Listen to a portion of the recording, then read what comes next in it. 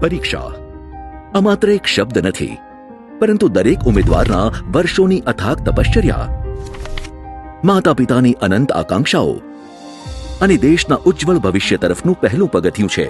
આ વ્યવસ્થાને જાળવવી અને દરેક ઉમેદવારની વર્ષોની મહેનતને યોગ્ય સન્માન અને ન્યાય આપવો એ જ સરકારની પ્રાથમિકતા રહી છે.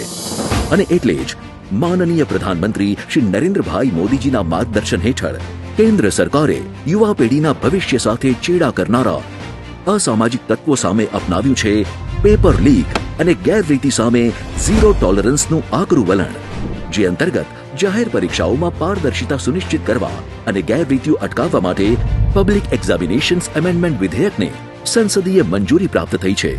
પરીક્ષા વ્યવસ્થા સાથે ગેરરીતિ કરનારા ગુનાહિત તત્વો સામે 10 વર્ષ સુધીના કારાવાસ અને ₹10 કરોડ સુધીના આકરા આર્થિક દંડ સહિતના અત્યંત કડક દંડાત્મક પગલાં લેવામાં આવશે.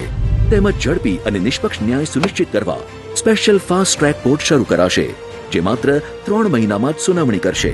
પેપર લીક અને ગેરરીતિ સામે કેન્દ્ર સરકારના ઝીરો ટોલરન્સના આકરા સંકલ્પથી જ મળશે દરેક મહેનતુ ઉમેદવારને પારદર્શી પરીક્ષા અને સુરક્ષિત ભવિષ્યની ગેરંટી.